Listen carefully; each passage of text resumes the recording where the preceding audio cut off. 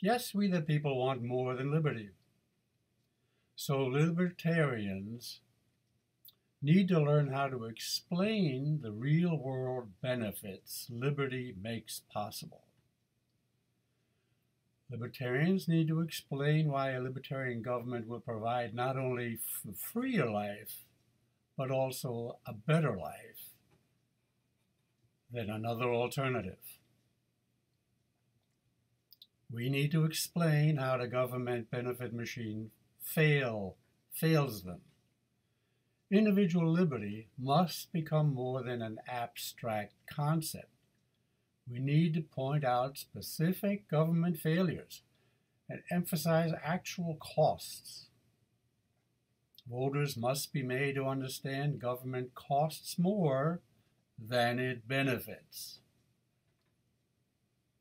What can the Libertarian Party do to make lives not just more free, but better? This is the challenge. Libertarians have to persuade people that their lives improve with less government, even though they now think the very opposite. Big government has become unsustainable. The tragedy of the commons is real. What cannot be paid will not be paid. Big government means big problems, not big solutions. Big costs promise small benefits. After all, the more stuff costs, the less we can afford. So if bigger government means smaller benefits, less government is the future. Libertarians just have to be patient. The libertarian future is inevitable because big government has no future. You and I will have to find ways to convince many more people our libertarian values are worth their support and their vote. Less government leads to a better life, not big government. We have to show people that government is still the problem.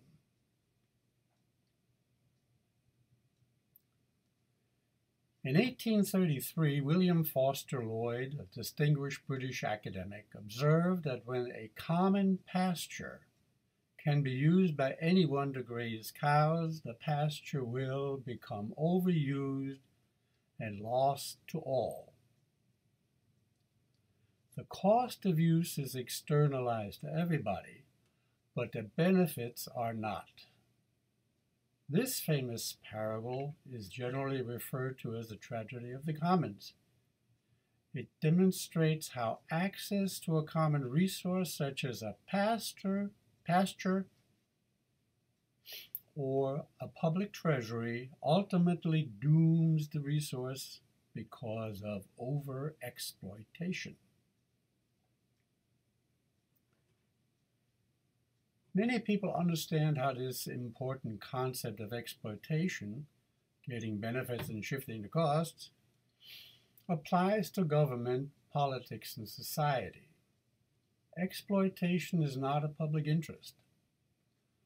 Others prefer to ignore the parable as well as the consequences, the eventual tragedy, the decimation of resources. Politics as usual leads to tragedy. Politics as usual is all about getting benefits and shifting the costs to others. But most people don't think that way until forced to. They are forced to when a tragedy strikes. For example, Erie County's treasury is like the pasture in the parable. Erie County politics has failed. The treasury has been decimated by overexploitation. But our politicians share a conspiratorial silence. Where are the investigations? Who has been prosecuted? Most New Yorkers don't even know there are problems. Just as effluent pollutes streams, so laws can and do pollute society. Politicians of other parties externalize costs. That's how they buy votes. For example, former state majority leader Bruno was able to externalize his district's fiscal problems to other New Yorkers outside of his district.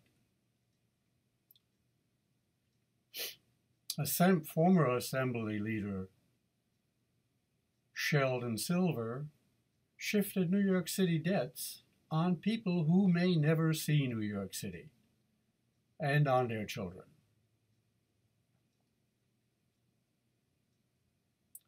Yes, politicians write laws to create benefits for some and charge the cost to others. Libertarians call that robbing Peter to pay Paul, but politics as usual, that is to say, voters and the politicians they choose, call this fair. We have to give people real examples of the tragedy of the commons, the overuse and depletion of what has been norm, free lunches. Those expected to pay for them cannot. The old normal is gone. Government bankruptcy is the new normal. What benefits can a bankrupt government deliver? Less waste, fraud, and abuse then becomes the only remaining option. Fewer laws mean more stuff. Oppressed people do not actively participate in society. Free people create.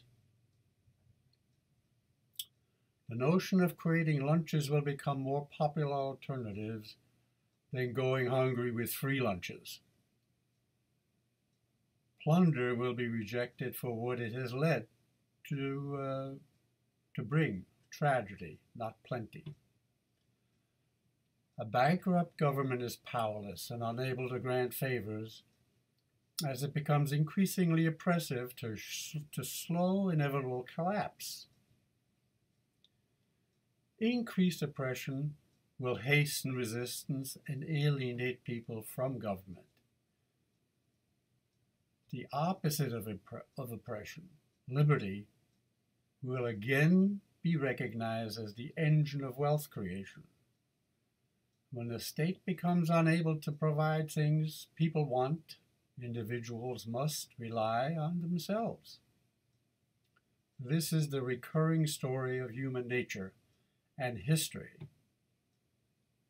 What can be more libertarian?